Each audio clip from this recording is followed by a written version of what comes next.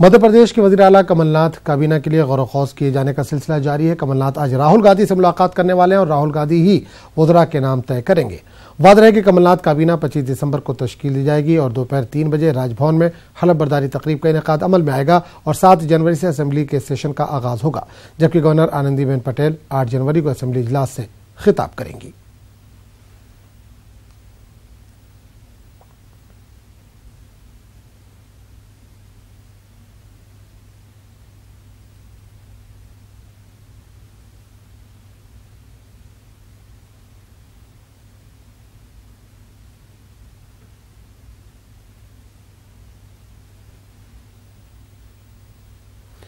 दारुल हुकूमत दिल्ली में ठंड की शिद्दत में जबरदस्त इजाफा हो चुका है, जिसकी वजह से दिल्ली और कुर्ब जवार में कोहरे भी पड़ने लगे हैं।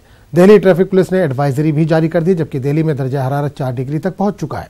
दिल्ली में बढ़ी ठंड की वजह से गरीबों को बेहद दुश्वारियों का सामना करना पड़ा है। दिल्ली की सड़कों पर मौजूद रैन बसेरों में गरीबों की बड़ी तादाद देखी जा रही है।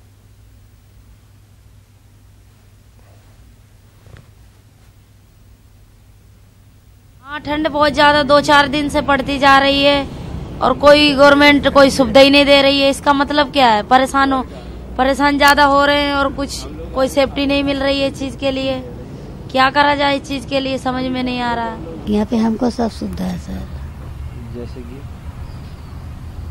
पानी के, ओढ़ने दसाने के लिए और सबका एक सुविधा है। लेटरिन बाथरूम सबका एक सुविधा है। इस सुविधा नहीं होती तो कहाँ सोते आप लोग? यहीं पे सोते, कहाँ सोते, बाहर सोते। अब ये ना होता तो रोड पे सोते, अब कहाँ सोते। मुझे तो बहुत दिन हो गए, 7-8 साल हो गया इसमें रहते हुए। हाँ जी, सब रहने की सुविधा है, कम्बल है, लेटरिन बाथरूम, खाने पीने की सब उसका एक सुविधा है। दिल्ली, मध्य प्रदेश और दीगर रियासतों में भी जबरदस्त ठंड होने लगी है। एमपी के इंदौर में इस कदर ठंड के बावजूद भी गरीब सड़कों के किनारे सोने पर मजबूर है। वाज़ेह है कि इन गरीबों का कहीं सहारा नहीं है, क्योंकि रैन बसेरों में भी अब जगह नहीं है, जिसकी वजह से गरीब ठोकरें खाने पर मजबूर है।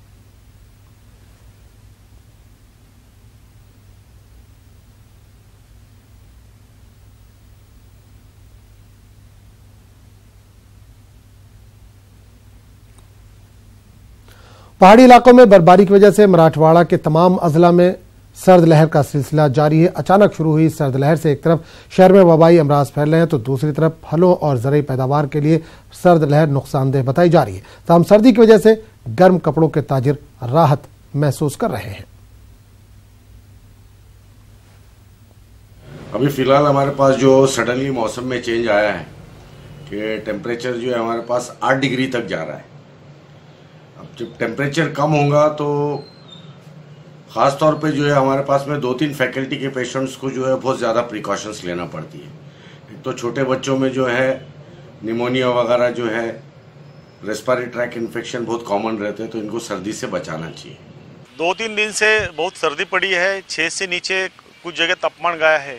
उसकी वजह से टमाटर, वेजिटेबल्स, अनार और अंगूर, अनार की फ्लावरिंग ख़राब होने वाली है, अनार आने वाला नहीं है, उसकी ड्रॉपिंग ज़्यादा होने वाली है।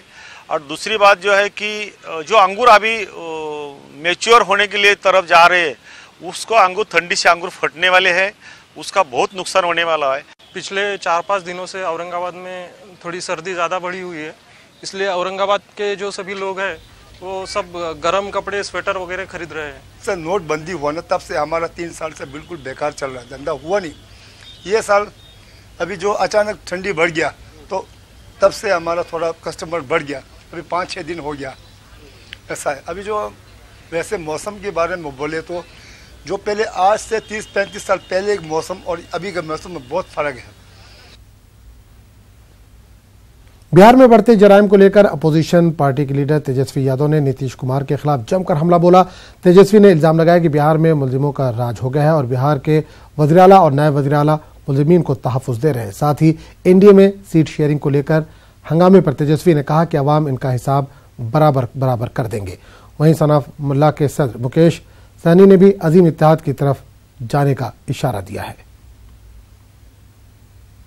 ऐसा लग रहा है कि गाजर मूली की तरह व्यक्तियों को काट करके फेंका जा रहा है।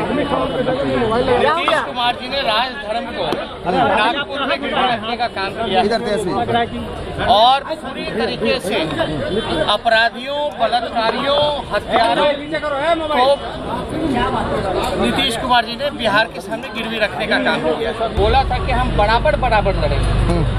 हमने उस समय कहा था सारा बराबर लड़ ले, लेकिन जनता इनको बराबर कर देगी। निश्चित तौर पे मुलाकात हुआ और यहाँ पे खड़ा रहने का मतलब सब खत्म हो गया। इस तरीके से इसके पहले जहाँ गए आपने कोई दरवाजा छोड़ा नहीं। ऐसा कोई छलने वाली बात नहीं है। आने वाले समय में आपको बता देंगे हमारी जो लड़ाई है आरक्षण का, उस आरक्षण में जो हमारे साथ देंगे, जो हमारे आगे चलने की वादा करेंगे, उनके साथ हम लोग चलेंगे।